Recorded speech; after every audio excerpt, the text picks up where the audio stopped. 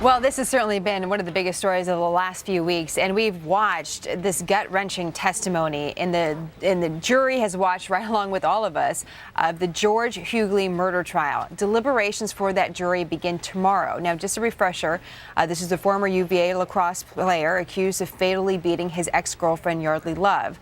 Was it first-degree murder, manslaughter, a tragic accident? This is what the jurors are facing, and we're going to talk more about this. Chip Merlin is a trial attorney. Joseph D. Benedetto is a criminal defense attorney, and they both join us now. So, Chip, something came up in the closing arguments that really caught our attention, and this happened on Saturday. The lead attorney for the prosecution, while showing these pictures yet again of Yardley Love's body and the bruises on it, chokes up, gets very emotional while he's talking to the jury. And by the way, during this case, one of the jury members actually had to leave because they too felt too affected emotionally by what was happening during the trial. Is this a strategy by the prosecution? I mean, you're the trial attorney. Would you say this is the way to go, to start crying during your closing arguments if you are the one giving that closing argument?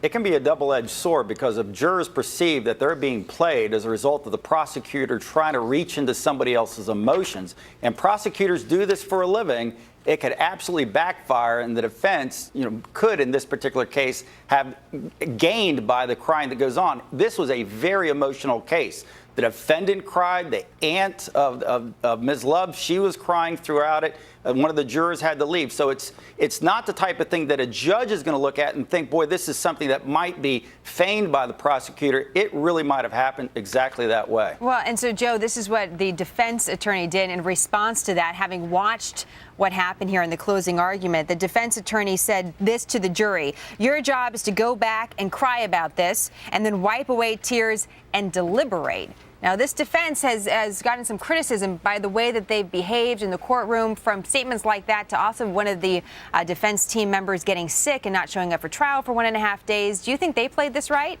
Absolutely. I think it's crucial for a jury to put aside their emotions. What they should be focusing on are the facts of this case.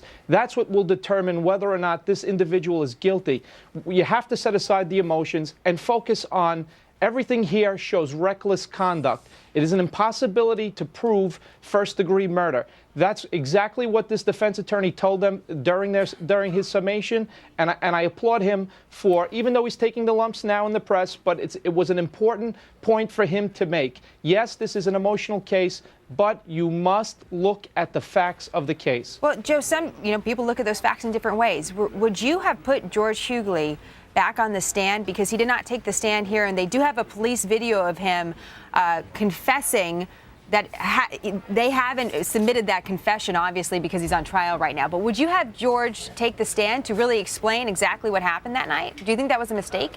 I don't think so. I think at this point, I think the defense played their cards right. It's not necessary to expose this defendant to an unpleasant cross-examination. What we have to remember is, to a certain degree, this is a circumstantial case.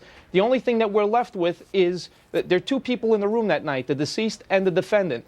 And there's enough facts between medical testimony, the videotape statement. There are enough facts for the defense to get their position out there. And I think that they have, and I think that first-degree murder will not happen in this case. Chip, your thoughts on this as well, because the video in question really shows George Huguely describing what happened to Yardley Love. He talks about shaking her a little bit, wrestling her to the ground. He talks about tossing her on the bed, leaving her bleeding and, quote, flopping like a fish out of water. The jury's going to be able to watch this video again and again if they want. He says he left her alive, and the police tell him that she's dead.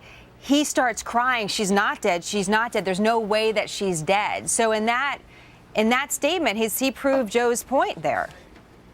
Well, a lot of guilty people are remorseful after the fact, and that statement within the video that she freaked out and started hitting her head against the wall, I wouldn't have put him up on the stand either. He is a violent person. He was choking her way before this happened, sent an email threatening, "I should have killed you," bashed his foot through the door, then goes in and does the act, steals the laptop that's got these incriminating emails, erases them, and throws them in there. He acted just like a guilty person.